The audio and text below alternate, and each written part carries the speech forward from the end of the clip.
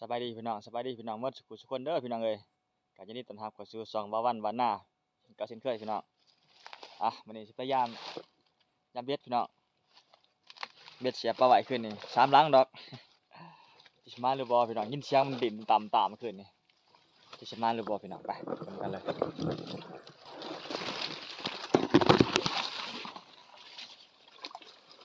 ยังบุทางนี้เลย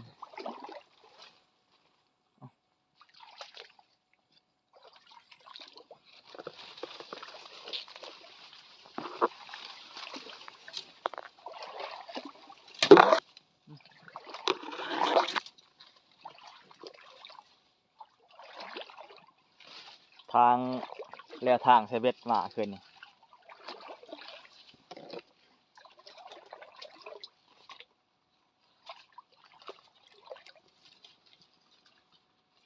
โอ้บ่กินเนาะเหยื่ออันนั้นน่ะเหยื่อปลาซิวมาเสียบพี่น้องเอ้ย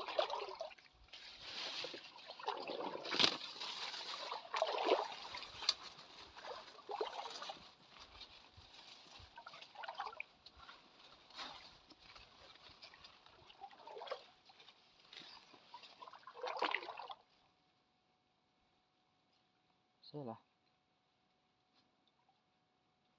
โอ้ตัวนี้ก็บ่กินคือกันพี่น้องเหยื่อฝูงลาง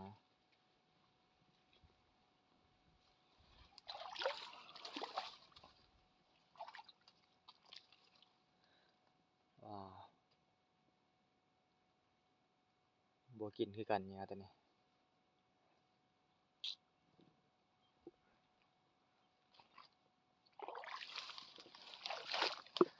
ธรรมศาสตร์พี่น้องเอ้ยสวยงามมะลิไม่ยังโอ้แม่งใหม่ธรรมศาสตร์อุดมสมบูรณ์แข่งกับตะปือได้พี่น้องก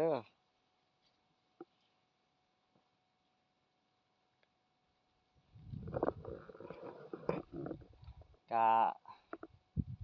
อย่าลืมให้กำลังใจเด้อพี่น้องเอ้ยเพื่อมีกำลังใจเฮ็ดคลิปก็อย่าลืมกดติดตามกด Subscribe ให้เด้อพี่น้องเพื่อสิได้มีกำลังใจ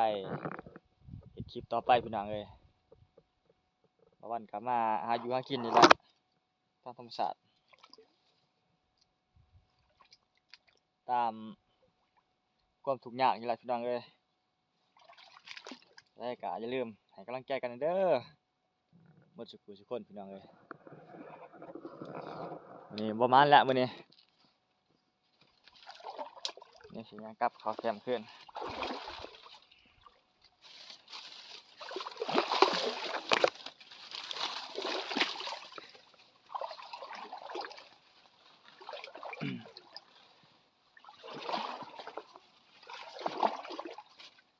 คืนนี้ได้ยินเสียงปลามันดีดมันดองเลยพี่น้องเอ้ยตามครับมันบ่กินเบ็ดคือว่าปลามันกินเบ็ดปลาคอเนี่ยก็หลายคักบ่ฮู้วิธีสิเอามันพี่น้องปลาคอปลาช่อนนี่หลายพี่น้องเอ้ยถ้าใส่เบ็ดก็บ่ถือพี่น้องเมื่อวานนี้ได้2 โต้ได้3 โต้วานพี่น้องเอ้ย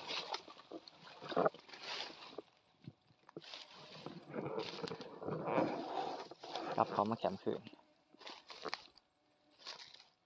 แคมป์น่ะโอ้อยู่บอนดอนเจาะนิดเดียวน่ะน้ำสิท่วมมาเด้มาสุดหน้าเลยสิได้ย้ายนี่ปลาแห้งเลยนะ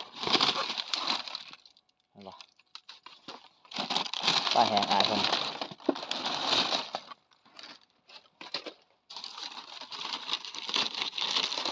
ปลาย่างหมดโอ้คักโอ้อ่องตองเลยโอ้เป็นตาแซ่บพี่น้อง